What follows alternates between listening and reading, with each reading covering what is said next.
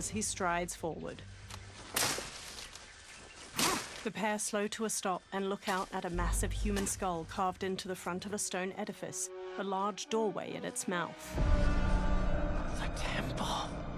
The pair move along a ruined stone pathway leading to the temple entrance. They stop near a seated woman. Flies buzz around her. The man with the hat shines a flashlight in the woman's face, revealing her to be a corpse with various darts sticking from her. Rot partially covers her face and her glassy eyes gaze blankly out. A swarm of beetles scurry out of her mouth. God damn it, Alessia.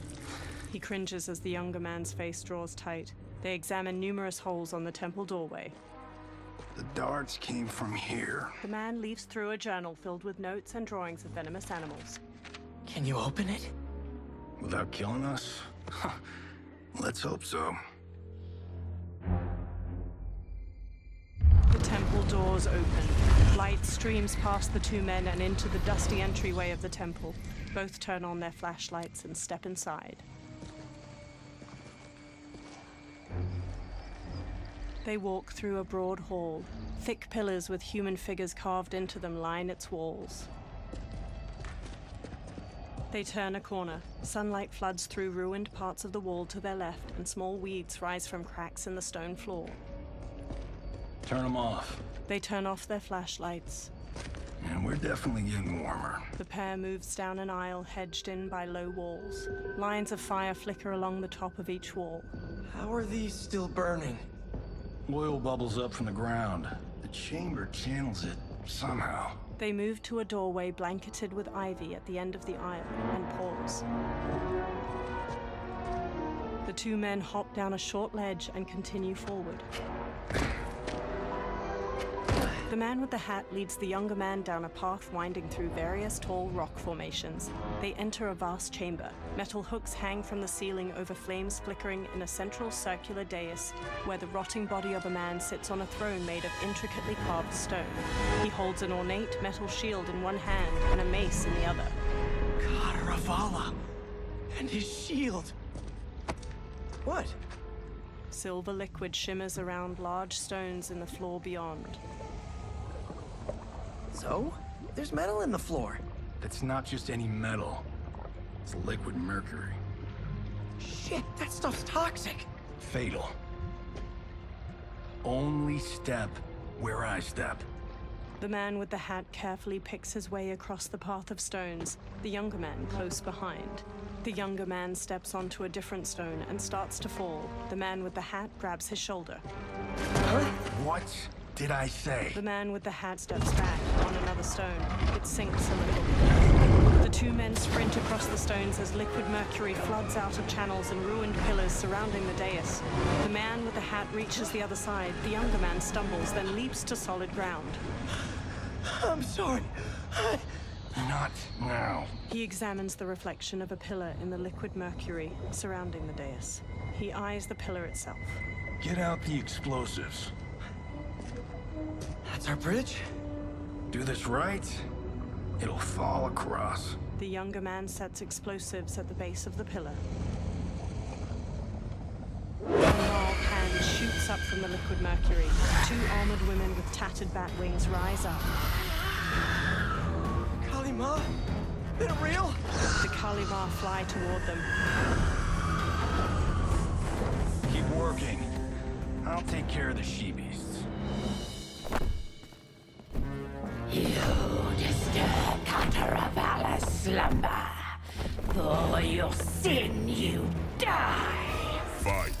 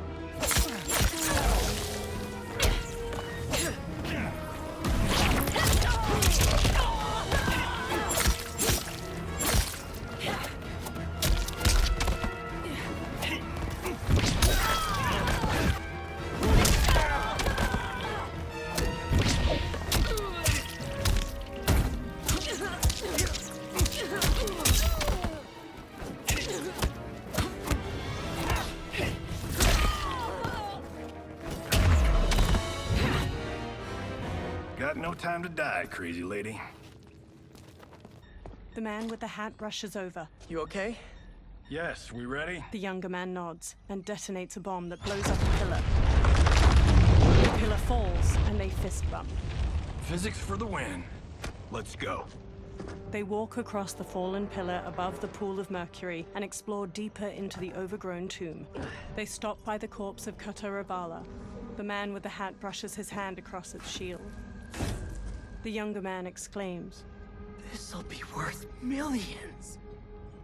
It belongs in a museum. He grabs the shield. The younger man leans in, and Kataravala's face turns. He staggers back and falls into the mercury. He struggles, but the liquid overtakes him. Adam! Kataravala swings a spiked mace. The man dodges and jumps onto the pillar. It strikes the shield and throws him onto the ground. He quickly sits up as it pounces. It chucks away its broken mace. It stalks over. You will not have it. He rises. You don't need it. You're dead. Speaking of which, you just killed my best friend. And I'm not one to forgive and forget. Fight.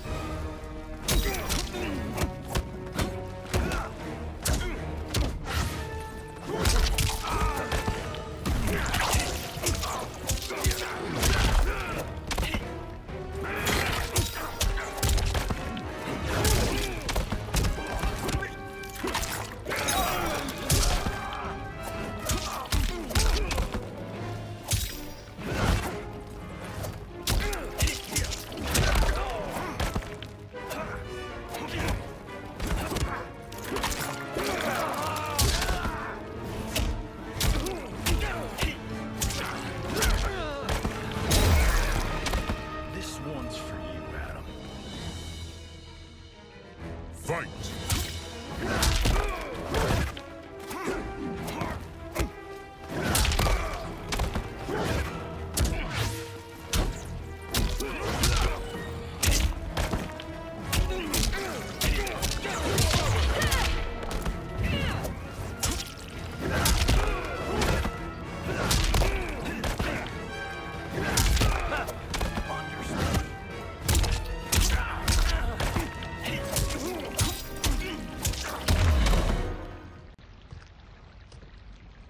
Now where's that shield? He sprints past Kataravala.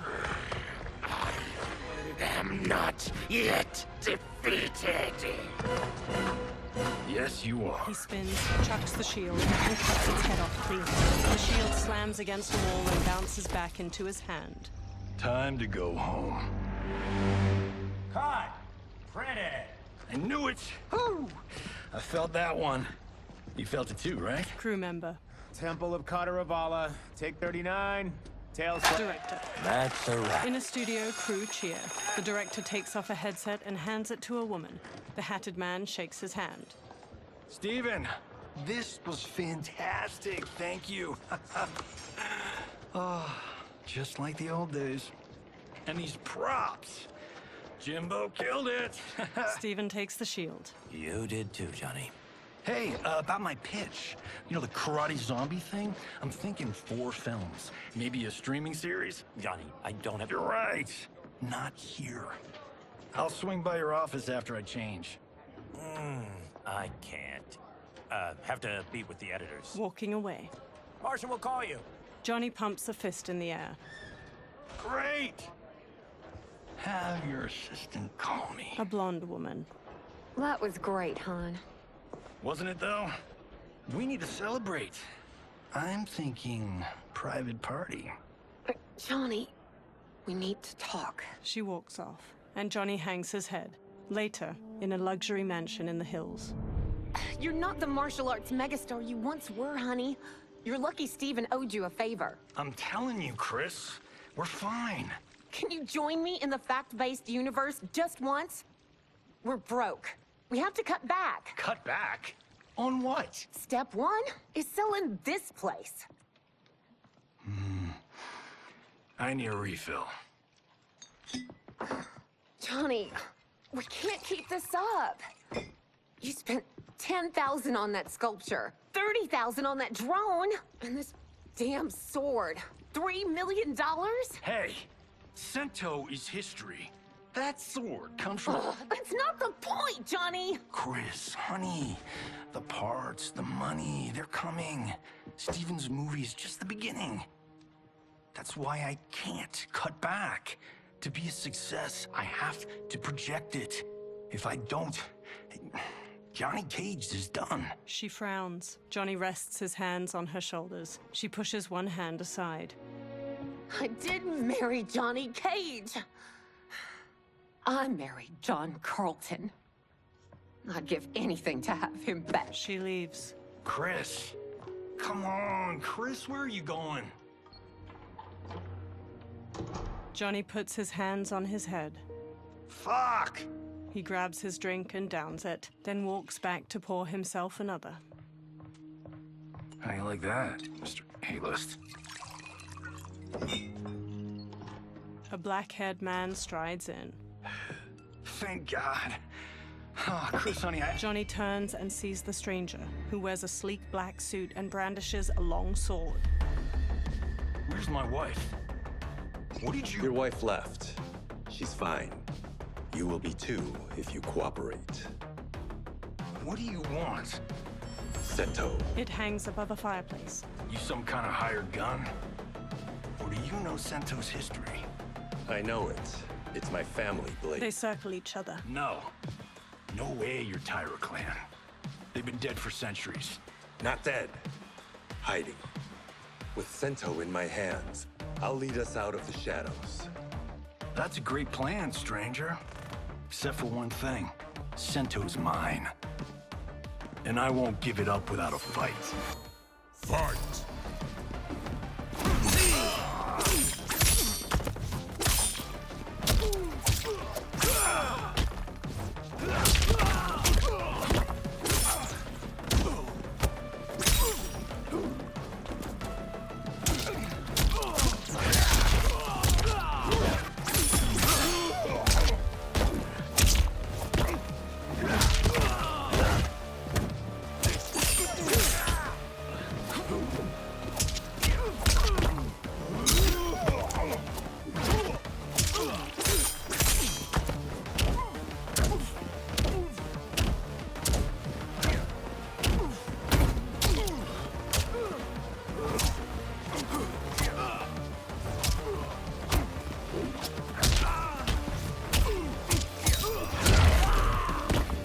Tried robbing the wrong house. I am the ultimate home security system.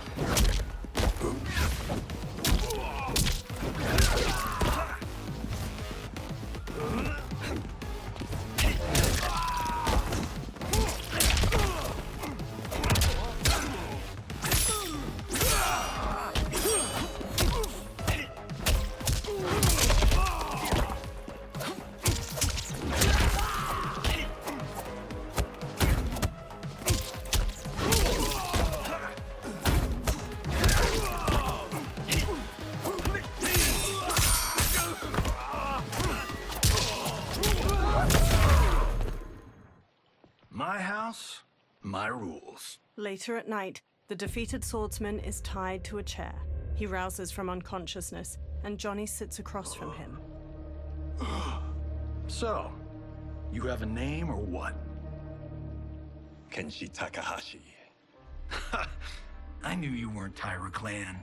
You know nothing, Cage. 400 years ago, the Tyra clan were one of Japan's first families. They lost Sento after getting slaughtered at the siege of Aomori. There were survivors. They hid themselves by shedding the name Tyra for Takahashi. They joined the Bakuto for its protection. The Yakuza's predecessors. From first family to crime family. I will break us free of the Yakuza's corruption. Reclaim our name and our position. But my clan won't follow me unless I prove that I can lead. That's why I need Sento.